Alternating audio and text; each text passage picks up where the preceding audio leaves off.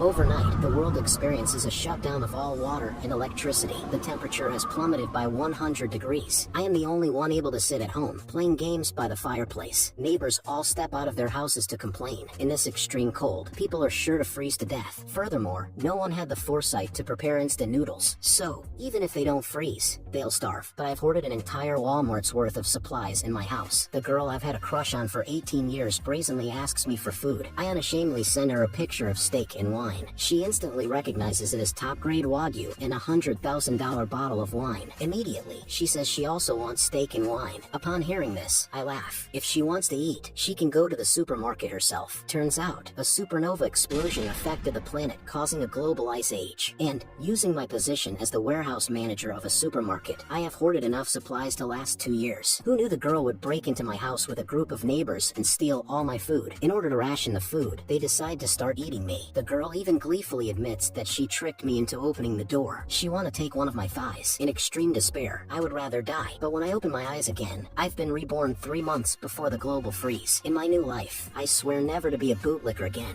and I want to repay the pain of my previous life 1,000-fold. But the immediate priority is to hoard enough supplies before the end of the world and build a sturdy safe house. Just as I'm considering where to start, a bright light flashes before my eyes. In the next second, I'm in a strange space. Looking at this otherworldly place, a bold idea pops into my head. If I could move an entire Walmart here, I would never have to worry about food and drink for 10 lifetimes. Just then, my stomach rumbles. Thinking about all the good things I won't be able to eat after the apocalypse, I head to the best restaurant in the city. A meal costs me $50,000. In the apocalypse, even a bowl of instant noodles can cost a life. It won't be easy to eat your fill then. This scene is witnessed by the girl I've been infatuated with for 18 years. A girlfriend standing beside her looks surprised. Fan Yuching, you're so lucky. The bootlicker chasing you turns out to be a rich second generation in disguise. Fan Yuching naturally wouldn't miss this opportunity and comes up to chat. Shang-Yi, what a coincidence. Hearing this, I laugh coldly inside. In my last life, I was tricked by her pretending to be pure and innocent. In the end, I became soup in her bowl. Although at this moment I really want to kill this bitch, it would also land me in jail. I have to wait until the end of the world. Immediately, I pull out my bank card and ask them if they want to go shopping at the supermarket, thinking to use these two as my free labor. As expected, they happily agree. Sure, we're neighbors. We can help you carry a bit. Who knew I would buy 2 full shopping carts and throw them to the 2? Free labor shouldn't go to waste. This leaves the girlfriend looking displeased. You're a big man. Aren't you going to do any of the work? Upon hearing this, Fan Yuching hastily chuckles. I've done you a big favor today. You owe us a big meal. Hearing this, I laugh coldly inside. Of course, I'll have to treat you too well when the extreme cold comes. Not one of you will be able to run away. Just then, Auntie Lin from the neighborhood committee walks up with her grandson. Little Zhang, you can't eat all this by yourself. How about sharing some with Auntie Lin? After she says this, her 2-year-old grandson starts taking things from my shopping cart. I grab it back right away. Sorry, I don't even have enough for myself. Upon seeing this, the child immediately started making a fuss. Big villain, give it back to me, or I will kill you, he shouted. In response, I coldly said, dare to say that again. Believe it or not, I'll slap you to death. This yell made the child cry immediately. However, Auntie Lin wouldn't back down. What are you doing? A grown man haggling with a kid. I'll buy this box. I'll transfer you the money later. Stop acting like we're trying to take advantage of you. I immediately displayed my payment QR code, always saying later, either pay me now or go to the supermarket yourself. This move made Auntie Lin very angry. Once I got back home, Fan Yuching winked at me. Don't forget to treat us, okay? After I sent the 2 of them away, I stored all the purchased food in the alternate space. Next, I had to build an impenetrable steel fortress with heating devices and medical supplies. It would be great if I could get some firearms, but I'm not in a hurry. There are still 90 days until the ice age. During this time, I have to sell off my property as quickly as possible. With money, I can always get what I need. The next morning, I came to the alternate space to check the freshness of the food. Although I can't store live creatures, the food remains as fresh as when I bought it. I took out my phone and contacted the best local restaurant and booked 500 tables of meals. I said I wanted to host a banquet for 3 days and 3 nights, but the hotel manager said the cost for 500 tables of food and drink will not be less than $1 million, and a deposit of $200,000 is needed in advance. Without any hesitation, I transferred $200,000 over. Then, I found my property certificate and went to the bank to mortgage it. After the apocalypse, money will become useless waste paper, but mortgaging the property and adding my own savings is only enough to build my savings safe house. I need more funds to purchase weapons and supplies. As I was thinking about how to get more money, a man in a suit walked up to me and said, "Bro, do you need money?" I was delighted. Money is coming when I need it. The man in the suit quickly brought me to another man. The man didn't beat around the bush and asked how much I wanted to borrow, but the interest rate would be a bit high. Upon hearing this, I rubbed my hands together. It doesn't matter if the interest is high. The main thing is to raise the money as soon as possible. So, I mortgaged the house that I had just mortgaged, and my Mercedes-Benz as well. After the transaction, both parties felt that they had made a good deal. I mortgaged a house worth $5 million and a car worth $300,000 for $4 million. In the end, I have to pay them $7 million back, but I also think they are really nice people, just giving away money for me to spend. Then, I came to the most famous War Dragon security company. In my previous life, a second-generation rich guy spent $2 billion to build a top-level safe house. As a result, that rich guy directly became the emperor in the apocalypse. At this time, a business manager came over and asked if I needed any help. I quickly walked up and expressed my idea, indicating that I wanted to build a safe house for the apocalypse. Hearing this, the business manager didn't say much and directly presented me with several plans for me to choose from. However, I was not satisfied with the plans above. Then I stated that the house should be reinforced with aviation materials. The balcony glass should use the highest strength bulletproof glass, and add an air filtration system and a 360-degree no blind spot monitoring system. The front door should be made of the same material as the bank's anti-theft door, and I asked the manager to find a way to get some guns. After seeing my requirements, the business manager was surprised. With these renovations and some weapons, this would be a fortress. The final plan required $8 million. After I paid the deposit, I asked them to start work immediately and said that the balance would be paid within 3 months. Next, I need to get some weapons for self-defense. I called the owner of a hunting club I know and got a few sets of crossbows as weapons from him. Just then, the 500 tables of banquet I ordered also arrived in batches by truck. This attracted quite a few people from the neighborhood. This is the delivery truck from a 5-star hotel. These several trucks of food would cost at least $1 million or so. After a while, the food for 500 tables filled my entire house. Without wasting any words, I put them all into the otherworldly space. With all these delicious foods, plus the ingredients I had ordered before, I basically don't have to worry about food and clothing for the rest of my life. The next day, the security company's workers came to start building the safe house. This scene attracted quite a few neighbors' attention, who ridiculed me, asking if I had taken the wrong medication, but I didn't care. When the end comes, you'll know who the real joke is. Then I found Manager Joe from the company, and I bought a part of the warehouse's supplies at twice the market price. Next is to transport these things home little by little. My recent hoarding activities also attracted the attention of Fan Yuqing. She then asked if something was going to happen recently, even saying that she had been thinking about me lately. As for this bitch's fake concern, I didn't want to respond at all. This really pissed Fan Yuqing off. Zhang Yi, this bootlicker, actually dares to ignore me, but she was still curious about my sudden hoarding. However, her best friend just scoffed. If something big is happening, the country will definitely notify us. Just try your best to catch Zhang Yi, this bootlicker. Half a month later, my safe house was successfully built. In order to ensure the employer's safety, the manager also installed a surveillance system on each floor. I was very satisfied with this. Next is to wait for my last batch of supplies to arrive. Soon, several trucks of drinking water arrived in succession. At this time, Uncle Yu from the same neighborhood looked curious. "Little Jean, what are you doing with all these barrels of water?" Thinking that Uncle Yu was one of the few good people in my past life, I whispered, "The weather this year is going to be very unusual. It's best to stock up on some supplies to prevent extreme cold as soon as possible." Upon hearing this, Uncle Yu was half skeptical, but seeing the serious look on my face, he believed it. In the following period, I tried my best to exchange all the money in my hands for various supplies. 3 days before the advent of the extreme cold end days, I specifically went back to the warehouse and invited all my colleagues for a cup of milk tea. After they drank it, everyone fainted. In order to move the entire Walmart warehouse with peace of mind, I had already put sleeping pills in the milk tea in advance. After shutting down the surveillance equipment, I went to the warehouse and immediately put all the rows of goods into the otherworldly space. With the help of the otherworldly space, I quickly emptied the entire warehouse. Just then, a box in the corner caught my attention. When I opened it, it was the cold-resistant tech product that was stocked a few days ago. It was said to be able to withstand temperatures of -100 degrees. With these supplies, even if facing the coldest ice age, I have nothing to fear. To prevent exposure, I also directly gave myself a dose of sleeping water and then laid down on my colleague and fell asleep. 2.5 hours later, I was awakened by my colleague. "Boss, something crazy has happened. Our warehouse has been emptied." Hearing this, I pretended to be surprised and jumped up. "What the hell?" Then, looking at the empty warehouse, I pretended to be upset and said, "What happened? How are all the supplies in the warehouse gone?" At this time, the manager called, inquiring about the loss of the warehouse supplies. Knowing that the whole warehouse was emptied all at once, this. The manager immediately cursed. How is this possible? Are you a mole and stealing for yourself? I gave an awkward smile. Manager, what do you take me for? Besides, I'm not that capable. I think we better report to the higher department as soon as possible, so as not to delay the investigation time. After hanging up the phone, I quickly comforted my colleagues. Everyone, don't be afraid. We who are upright are not afraid of crooked shadows. Soon, all the colleagues on duty and I were called to the police station for questioning, but nothing could be found out after the questioning. Then the cop told us not to leave Tianhai City rashly, in order to cooperate with the follow-up investigation. Soon this incident made the news in Tianhai City. No one could believe that hundreds of square meters of supplies disappeared without a trace in less than 3 hours. Just then, it suddenly started snowing heavily in the sky. I knew this was a prelude to the extreme cold, so I hurried home. 3 days later, the shockwave from a supernova explosion swept across the globe. This brought about a devastating disaster to the entire planet. The temperature began to plummet overnight. Looking at the heavy snow outside the window, I remained calm. What was destined to come eventually came, but at this time, the homeowner group became lively. After all, it was the first time to see such heavy snow in the south. I looked at all this with a calm face. Perhaps for many people, this might be the first time they saw snow, and it could also be the last. In my past life, the heavy snow lasted a full 3 months, and the temperature would get lower and lower, causing many people who had not stocked up on food in advance to freeze to death in this winter. On the second day of the extreme cold weather, the heavy snow at the entrance of the residential area had piled up to half a person's height. Even if people indoors turned the air conditioning to the maximum, they still shivered from the cold. But I, who had prepared various heating equipment in advance, was sleeping soundly. But just then, I was suddenly awakened by a ring of the phone. It was a call from the bitch, Fan Yuqing. She asked cheerfully, Zhang Yi, did you know about the temperature drop when you stocked up on supplies? You didn't even tell me, and now I'm freezing. Hearing this, I scoffed and directly hung up the phone. This pissed off Fan Yuqing on the other side. This bootlicker, he dares to hang up on me. Then she shamelessly texted me asking for food. After reading it, I laughed. She still wants to treat me like a bootlicker, huh? I directly sent her a picture of steak with wine. Fan Yuqing recognized at a glance that this was a top-tier Wagyu beef and a bottle of wine worth 100,000. She immediately said that she also wanted to eat steak and drink wine. After hearing this, I laughed. If you want to eat, go buy it yourself at the supermarket. After seeing my message, Fan Yuqing was furious, but after thinking about it, she calmed down.